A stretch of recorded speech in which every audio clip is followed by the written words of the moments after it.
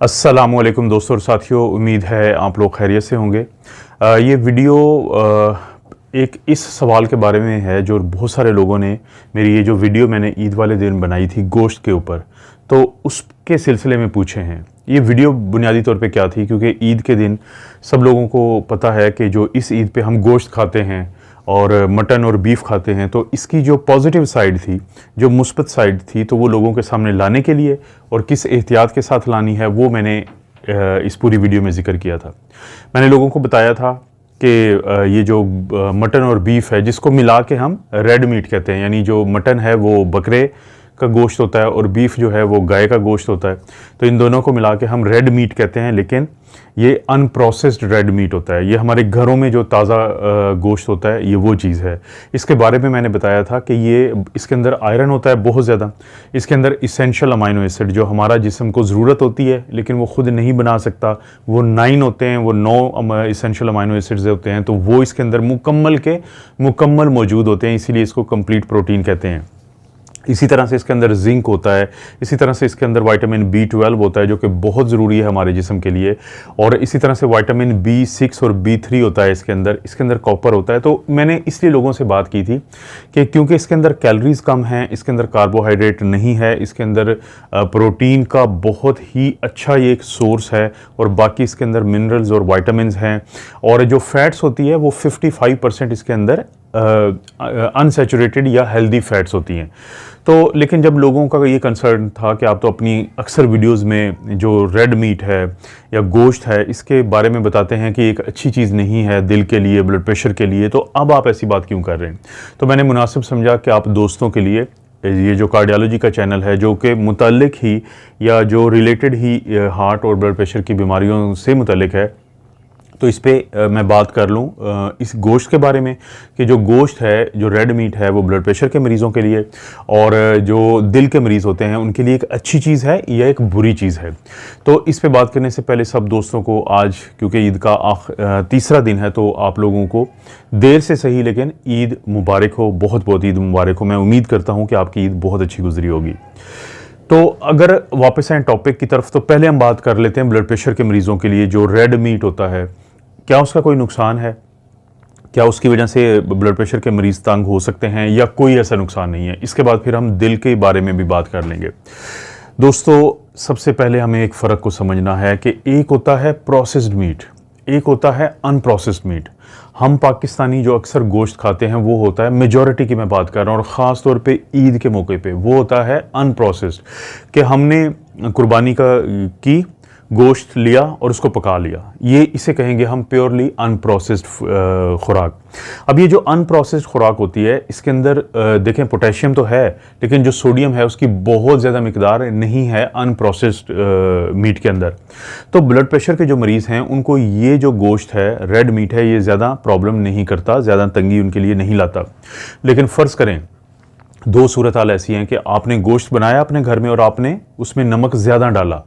तो अगर आप नमक ज़्यादा डालेंगे तो फिर आप ज़हन में रखें कि कोई भी ऐसी चीज़, चाहे वो गोश्त हो, चाहे वो फल हो, चाहे वो कोई सब्ज़ी हो, अगर उसके अंदर आपने नमक ज़्यादा डाला तो फिर वो ब्लड प्रेशर के मरीज़ों के लिए काफ़ी ज़्यादा मसाइल की वजह बनेगा।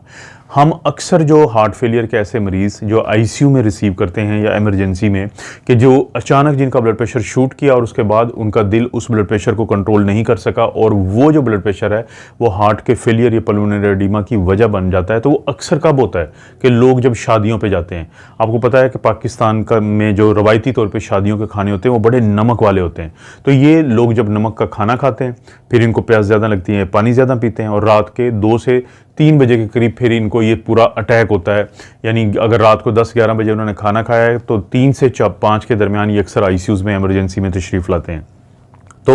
अगर कुर्बानी का गोश्त अनप्रोसेस्ड है और उस पे नमक ज़्यादा नहीं डाला उसको तैयार करते हुए, तो आप जहन में रखें कि उस सूरत में वो जो ब्लड प्रेशर के मरीज़ हैं उनके लिए ज़्यादा ख़तरनाक नहीं है। मसला क्या है? मसला ये है, जो स्टडीज़ होती हैं, गोरा जो स्टडी करता है, वेस्टर्न लोग जो स्टडी करते हैं, वहाँ पे प्रोसेस्ड मीट का इस्तेमाल बहुत ज़्यादा हैं। जैसे पाकिस्तान में मेजॉरिटी अनप्रोसेस्ड है कि गोश्त के अलावा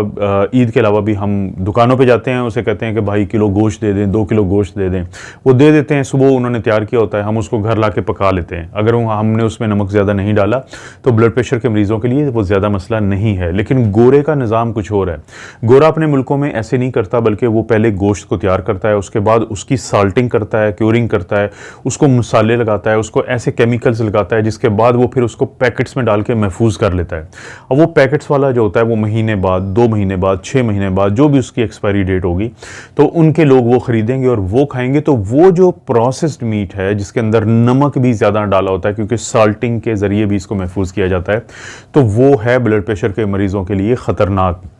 और बदकिस्मती से गोरे ने जो अक्सर स्टडीज़ की हैं उसमें उसने प्रोसेस्ड और अनप्रोसेस्ड के फ़र्क को ख़त्म करके ही ये स्टडी की हैं, जिसकी वजह से कन्फ्यूजन है दुनिया में कि बहुत सारे लोग कहते हैं कि फ़लाँ जो स्टडीज़ हैं उसमें तो ये बताया गया है कि जब आप रेड मीट इस्तेमाल करेंगे तो ब्लड प्रेशर के मरीज़ों को नुकसान है। लेकिन अब हम आते हैं दिल के मरीज़ों की तरफ। अब दिल के मरीज़ों की तरफ आते हुए मैं 2-3 बातों का पहले ही जिक्र कर देता हूँ कि अगर आपने घर में रेड मीट तैयार किया है, फ्रेश था, अनप्रोसेस्ड था, और उसको आपने इस्तेमाल किया है, तो उसके साथ जो चिकनाई लगी होती है आपने उसको उतारना है। आपने जो उसके साथ चर्बी लगी होती है उसको उतारना है, ताकि वो दिल के मरीज़ों के लिए और दिल के मसाइल को कम रखने के लिए एक अच्छी चीज़ साबित हो जाए। पहला पॉइंट है। दूसरी पॉइंट ये है कि आपने उसको बहुत ज़्यादा फ्राई नहीं करना, आपने उसको बहुत ज़्यादा ग्रिल नहीं करना, आपने उसको सीधी आंच पे ज़्यादा देर तक नहीं बनाना, बल्कि अगर बनाते हुए कहीं से गोश्त काला हो गया तो उसको वहाँ से काट दें, क्योंकि ये वो अमल है जिसकी वजह से गोश्त के अंदर कुछ ऐसे अज्जा पैदा हो जाते हैं जो ना सिर्फ दिल की बीमारियों का बाइस बनते हैं, बल्कि बाज़ लोगों में वो कैंसर जैसी मूजी मर्ज का भी वजह बन सकते हैं, क्योंकि वो फिर डीएनए को जाके ऑल्टर करते हैं, वो जो केमिकल्स बन जाते हैं। तो एक आपने चर्बी उतार दी, और जो पुठ का गोश्त जिसको हम कहते हैं लॉइन वाली साइड का, तो इसीलिए उसको बेहतर समझा जाता है मेडिकली। दूसरा, फिर आपने कोशिश की कि उसको पकाने का क्या तरीका है कि उसको हल्की आंच पे ज़्यादा देर तक के लिए आप बनाएं, लेकिन ना उसको फ्राई करें और ना ही उसको ग्रिल करें। ये जो हम बारबेक्यूज सीधा आंच पे रख के बनाते हैं, तो ये चीज़ें ख़तरनाक हैं। दूसरी ये चीज़ हुई। और तीसरी और बड़ी अहम चीज़ जो आप लोगों ने समझनी है कि दुनिया की अच्छी से अच्छी चीज़ भी अगर आप ज़्यादा क्वांटिटी में और हफ्ते में एक बहुत ज़्यादा खाएंगे, तो उसकी जो अच्छाई है वो ख़त्म होती जाएगी और वो आपके लिए मसाइल की वजह बन जाएगी। ये आपने समझना है इस बात को। ऑक्सीजन के बगैर हम जिंदा नहीं रह सकते, आप लोगों को पता है इस बात का। लेकिन अगर हमें 100% ऑक्सीजन दे दी जाए, जिसको हम हाइपरबैरिक ऑक्सीजन कहते हैं, तो हमारे जो लंग्स हैं, हमारे जो फेफड़े हैं, वो तबाह हो जाएंगे, तो वो बिल्कुल ख़त्म हो जाएंगे, वो गिर जाएंगे, जिसको हम एटिलेक्टेसिस कहते हैं। क्योंकि जो हमारे सांस के अंदर नाइट्रोजन होती है वो हमारे फेफड़ों को बहुत ज़्यादा सही रखती है। तो अब ऑक्सीजन जैसी जो अच्छी चीज़ है वो भी बुरी बन जाएगी अगर उसको ज़्यादा क्वांटिटी में दिया जाएगा। यही हाल है रेड मीट का भी। अगर रेड मीट आप हफ्ते में 2 दफ़ा, कोशिश करें कि 1 दफ़ा खाएं, लेकिन अगर आप बहुत शौकीन है तो मैक्सिमम आपने हफ्ते में 2 दफ़ा खाना है। और जैसे मैं बता चुका हूं कि उसके अंदर से चर्बी ख़त्म करके, और उसको पकाने का जो तरीका है वो आपको पता होना चाहिए कि हल्की आंच पे पकाना है, ज़्यादा तेज़ आग पे नहीं बनाना। तो अगर आप हफ्ते में 2 दफ़ा मैक्सिमम या 1 दफ़ा इस्तेमाल करते हैं, तो आपके जो दिल के मसाइल हैं उनके लिए भी आपको कोई ये मसला नहीं बनाती। और आप अनप्रोसेस्ड इस्तेमाल करें। अगर आप प्रोसेस्ड मीट 2 दफ़ा भी खाएंगे हफ्ते में, तो वो भी आपके लिए दिल के मसाइल की भी वजह बनेगा, वो खुदा न खास्ता कैंसर जैसे मसाइल की भी वजह बनेगा, और उसके जो फ़ायदे होते हैं वो भी बहुत ज़्यादा नहीं होते। तो चाहे तो वो ब्लड प्रेशर के मरीज़ हों या दिल के मरीज़ हों, उनको पता होना चाहिए कि वो अनप्रोसेस्ड चर्बी के बगैर, क्योंकि जो अनप्रोसेस्ड होता है उसके अंदर जो अनसेचुरेटेड फैट्स हैं वो 55% है, लेकिन जब उसको प्रोसेस्ड कर दिया जाता है तो उसके अंदर जो सेचुरेटेड फैट्स हैं वो बहुत ज़्यादा बढ़ जाती हैं। और वो बढ़ी हुई जो सेचुरेटेड फैट्स हैं वो आपकी जो बैड कोलेस्ट्रॉल होती है, एलडीएल कोलेस्ट्रॉल होती है, उसको मुतासर करती हैं, और वो फिर आपको दिल के मसाइल और जो फालिज के मसाइल हैं उनकी तरफ बात को लेके जा सकती है। तो गोश्त जो है वो बुरी चीज़ नहीं है, लेकिन उसकी एक मखसूस मिकदार रखें, उसको अनप्रोसेस्ड उसमें इस्तेमाल करें। इसी तरह से एक आगे की बात बता रहा हूँ, ज़रूरी नहीं है कि आप इस चीज़ का ख्याल रखें। अगर तो जानवर जिसका आपने गोश्त खाना है वो घास पे पला हुआ है, तो इसका मतलब है कि उसका गोश्त निस्बतन बेहतर गोश्त होगा बनिस्बत उसके जो दानों पे, या जिसको हम ग्रेन्स कहते हैं कि गंदम के बाज़ लोग अपने जानवरों को डालते हैं, तो उनसे बेहतर है